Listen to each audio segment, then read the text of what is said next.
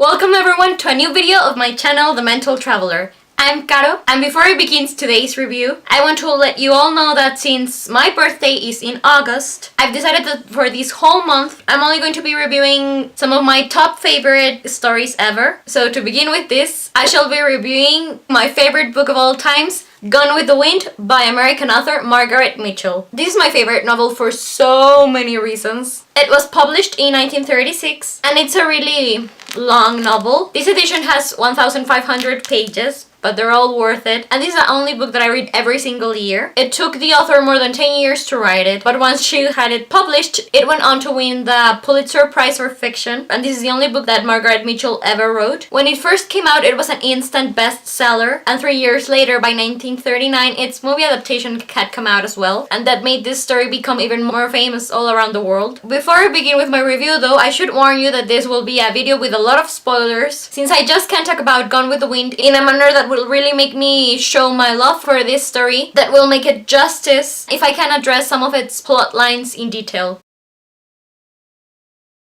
It all began when I watched the movie many years ago. I can't even remember how old I was when I first saw it. It's always been there in my life. And well, when I was 16, I finally decided to buy the book, and to this day, after countless of rereads, I still feel as excited and the same butterflies in my tummy feeling when I'm about to reread it again. And since I am a history lover, that's another reason why I love the novel. Not only is this my favorite book, but Margaret Mitchell is also my favorite author for a lot of reasons. First of all, I find her life fascinating. She grew up hearing about the stories of the Civil War from people who actually lived through it, and she also became the first reporter in Atlanta for the Atlanta Journal. And as a journalist, I admire her because of this, but also because of three more things. I admire her as a person because of the strength she showed whenever a hardship befell her. The second one would be because of her similarities to the main protagonist of Gone with the Wind, Scarlett O'Hara, my favorite fictional character in history. And the third one would be because of the beautiful style of writing. Margaret Mitchell, even though she was a journalist, she was true to herself, and you could really identify this as you read the novel because she didn't shy away from going into a lot of details when she felt like it. Whether it's describing a historical event or telling us every single thing about the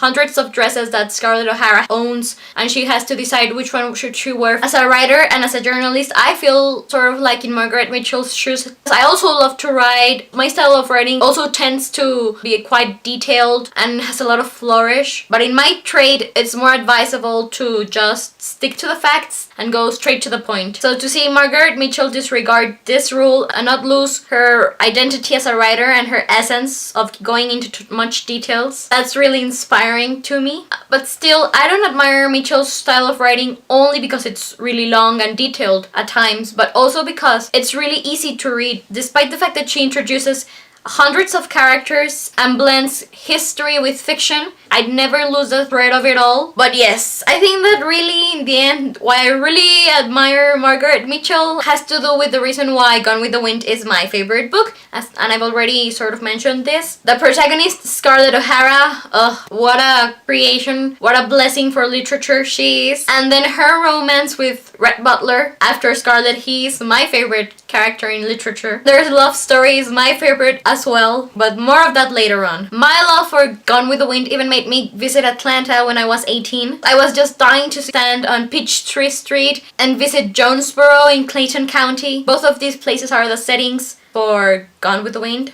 I visited Oakland Cemetery, which is not only Margaret Mitchell's resting place, but also the cemetery where a lot of its characters are supposedly buried as well. I visited the house where Mitchell lived and wrote many parts of the novel. And when I was in Clayton County, I saw all of these beautiful plantations. Those sites really gave another depth to the story for me. It was an amazing experience.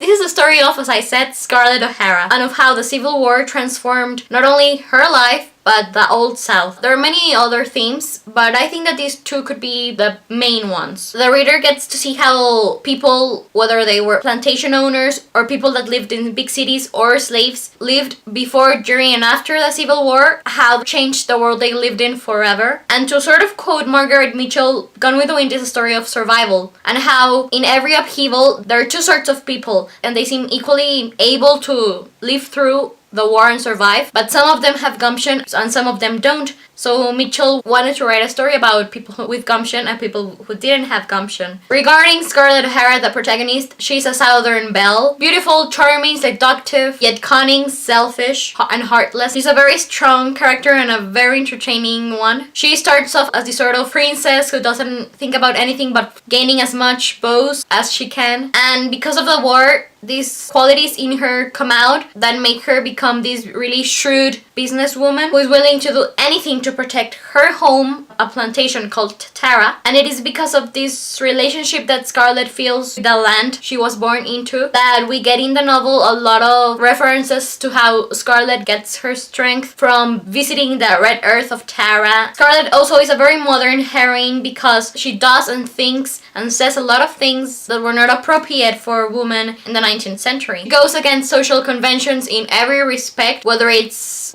walking away from religion or coming out of mourning like 40 years before her time and wanting to get involved in business and thriving in it without the help of men. And I also love the fact that throughout the novel, it doesn't really seem that Scarlett has a female friend. She doesn't get along very well with other women. You reach the end of the novel, you see that she indeed had a female friend and how this relationship really helped her throughout the 12 years that the novel spans. And it's a really beautiful and poignant friendship. And when Scarlett realizes that she has this person she can turn to, it's really, really heartbreaking. But in the end, regarding relationships, what I think that fascinates me the most of Gone with the Wind is, as I said earlier, the love story. Scarlett is in love with Ashley Wilkes, her childhood friend, who is married, and then there's Rhett Butler, and I just love and hate how obvious it is to the reader how much Rhett loves her, but Scarlett doesn't see this. They're just so alike, and it's sort of sinful for them not to be together. My favorite part of the novel is when Scarlett and Rhett are finally together, and I don't know why this is, because once that happens, everything starts to go downhill for them. But I suppose that even if it breaks my heart, it is a pleasure to read because they're so intense, which only serve to bring more depth to the open ending of the book.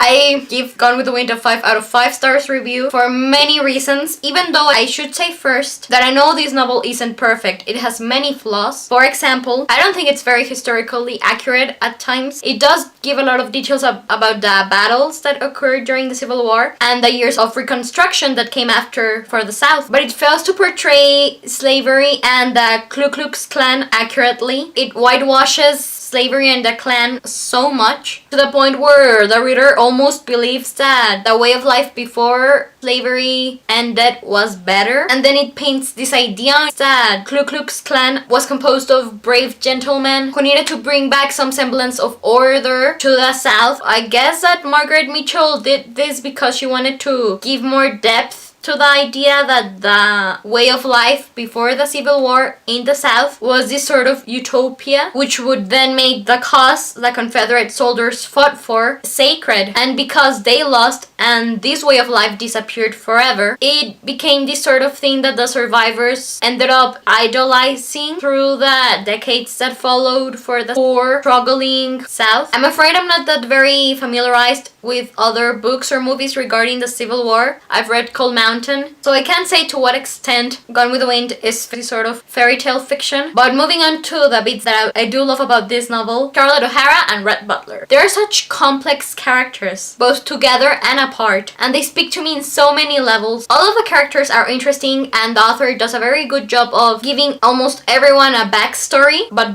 Rhett and Scarlett just blow my mind away. I'm so in awe of Margaret Mitchell for coming up with these two characters and such a powerful love story, even though their relationship, especially after they've married, isn't very healthy. But I've always felt drawn to reading or watching complex, toxic marriages. I admire Scarlett because of her spirit, her ruthlessness, her clever mind, her charms, her femininity, even while she's doing things that people didn't consider feminine back then. She's such a passionate woman. I love her even though she has a lot of flaws for which I want to shake her, mainly whenever she's hurting Rhett Butler with her words or her attitude. She's not what one could call a role model, and yet if I could be anyone in literature, I would definitely be Scarlett O'Hara. Her courage is boundless and her determination and faith in herself is so admirable, to the point where it could be called conceited. Regarding Rhett Butler, I should say say that he is far from being the perfect love interest, and yet most of the time I can overlook his flaws easily because of his passionate and deep, profound love for Scarlett. I'm not saying that this atones for his actions, and here I'm addressing the controversial marital rape scene, but I just love him so much because throughout the whole book, his love for Scarlett, which he can't tell her about, haunts every page, so his scorned feelings end up becoming bitter and his masculinity is hurt, and yet I really have a hard time thinking who could match him in literature. I can think of a Byronic hero, but I'm not sure. I just love how Rhett Butler encourages Scarlett to be true to herself all the time,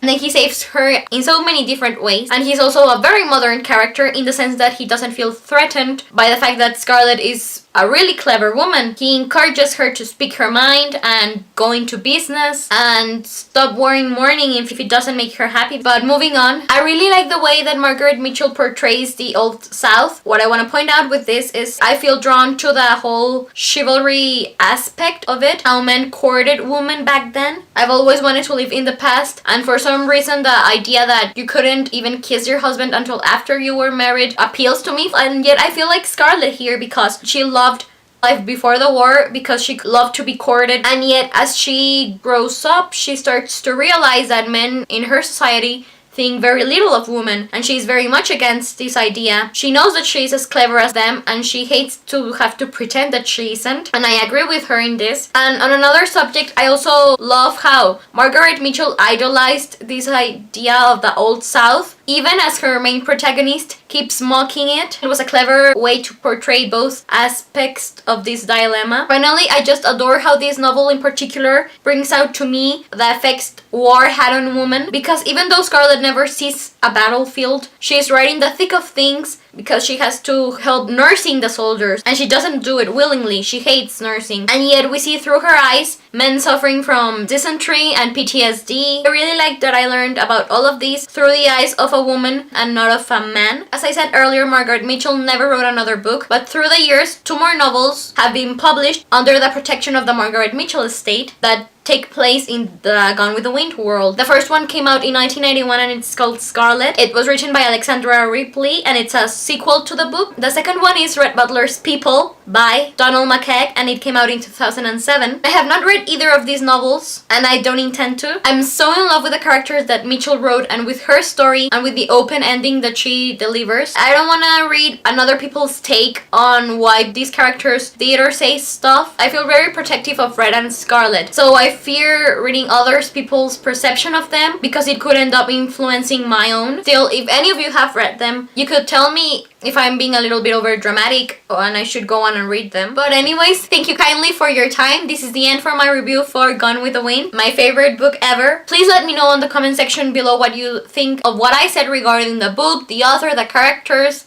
its popularity, its flaws. I want to talk about anything regarding this masterpiece. In the description box below you can find a link to the novel's Goodreads page. And next week I shall be posting my review for the movie adaptation of Gone with the Wind, my favorite film of all times. I'm Carolera, the Mental Traveler. I wish you a wonderful day. Goodbye.